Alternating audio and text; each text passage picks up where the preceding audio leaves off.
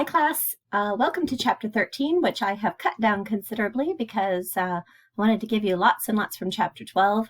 So in this chapter, we're only going to do a little bit on physical changes, a fair amount on personality, and a tiny bit on social relationships. So this little video lecture is about the physical changes in middle adulthood. So first of all, 40, of course, is middle age. Notice too, less on the PowerPoints in these, so you'll want to take some extra notes on the subsequent chapters, including this one. So what's going to happen to you in your middle age? Notice I'm not live and you can't see my face here. If you did, you could notice my wrinkles and my gray hair. Of course, I'm not going bald because I'm not a man. Baldness is a genetic influence thing. Don't believe it's true that it skips generations, although that's a common belief. Weight gain frequently happens between ages 30 and 50. And why does this happen? Well, there's really kind of two things going on. Number one, you're really fighting your body at this point. Between right around age 30 or so, the metabolism does start to slow down. And what that means is that if you continue to eat the same amount, but your metabolism slows down between the ages of 30 and 40 and 50, you will gain weight because your metabolism is slower and you're not burning as many calories. So unless you change your behavior, it's going to happen. I think the second reason why it often happens between 30 and 50 is because that's sort of an incredibly busy and stressful period of life. This is when you are at your peak for raising children and at the peak of your career. Lots and lots of adult responsibilities. Things start to go wrong. You hit speed bumps in the road of life. And what do we do when we're super busy and super stressed? Do we eat really healthy and cook from home and get our 30 minutes of exercise in every day? Probably not. Yes, a lot of middle-aged people do gain weight. However, it is not inevitable. It is not. You can adjust to this, and many people do.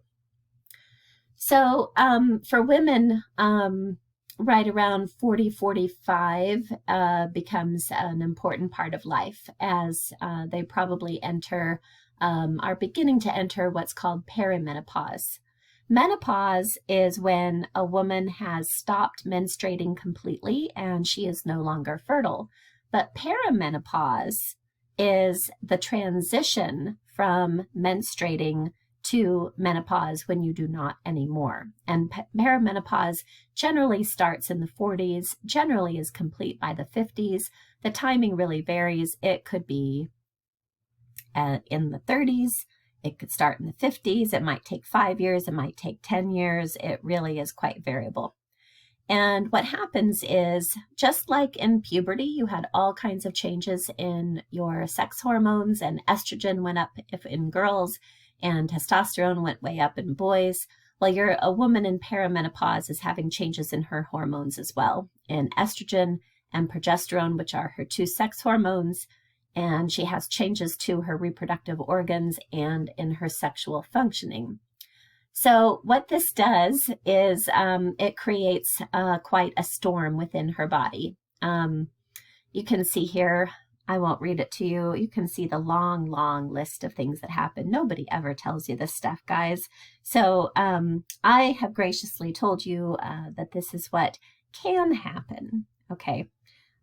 Everything from the common stuff like hot flashes and memory loss and concentration and night sweats that you've probably heard of, to things like low libido, thinning vaginal wall, and external vaginal shrinkage. So that looks pretty rough, right? And it can be pretty rough. But I want to point out a couple of cultural differences in menopause to give you just a little bit of hope. There's a really weird quirk in the literature where there was a couple of researchers who were bicultural and very interested in studying menopause in Japanese women as opposed to women in the United States. And so that's why we happen to have a huge literature on menopause in Japan and not really a whole lot of literature elsewhere. But Japanese women Their primary complaints are headaches, shoulder stiffness, ringing ears, and dizziness. And they almost never have hot flashes.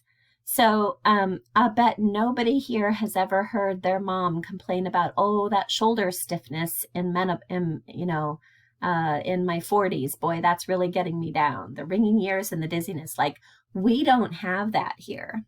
So what's going on? Because this seems like it's the kind of thing that ought to be really universal.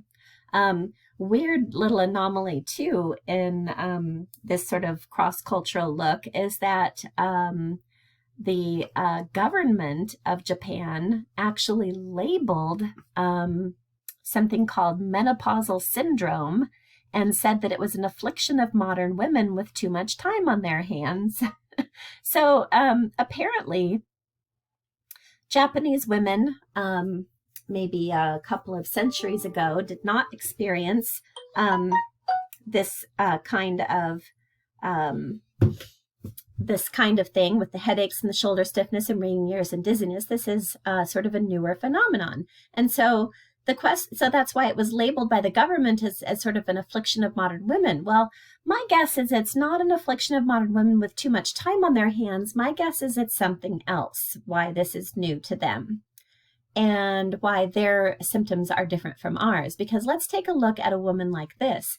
This is a woman from Africa, from the Maasai tribe. And what we find with women who are indigenous women who are living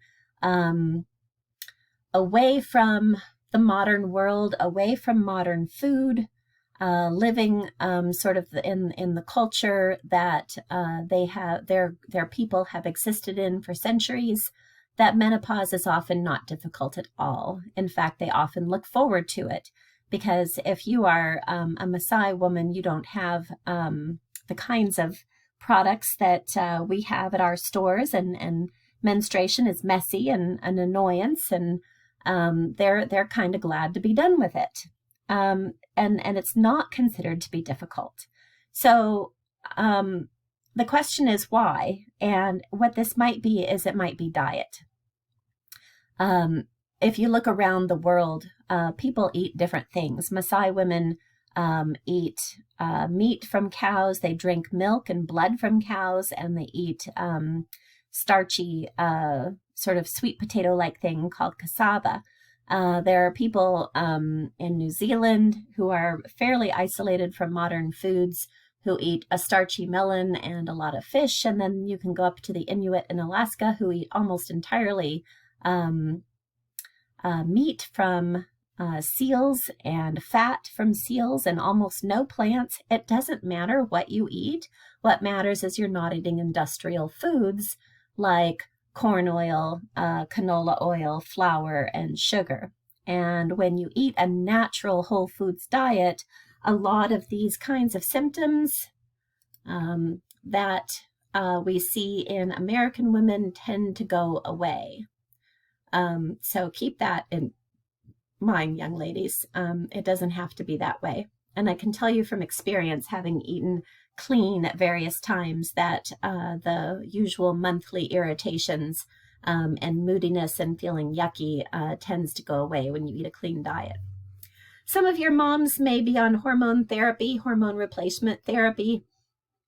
The studies do show that there are some reductions in negative symptoms, but there are quite a few problems, including increases in fractures, colorectal cancer, heart attack, stroke, blood clots, breast cancer, and other cancers.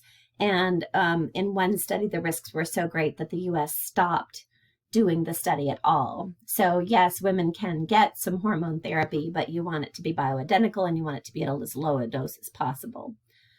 Do men have anything similar? Well, kind of, sort of.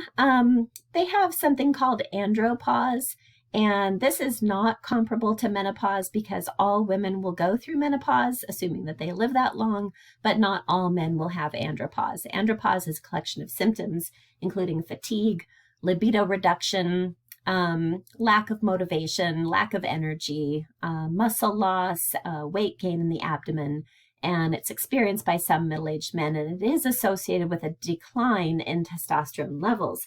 However, andropause, as it's described right here, is not normal. This means that your testosterone is off because of lifestyle factors if you're having these many issues. What lifestyle factors, you might wonder? Guess what? It's diet and exercise related. So diet contributes to menopausal symptoms in women, and it contributes to andropausal symptoms in men. Now, that said, it is true that testosterone levels do decrease gradually about 1% per year after age 40. So that's going to bring about some changes among men, sexual differences for sure, less demand to ejaculate, longer stimulation needed, and longer refractory periods. However, a man is fertile up until death, whereas women become infertile about age 50-55. Men are fertile up until death. There has been a suggestion that women become infertile right about the time that they would be needed to help care for their grandchildren or great-grandchildren. Okay, that's it for physical changes. I'll see you next time.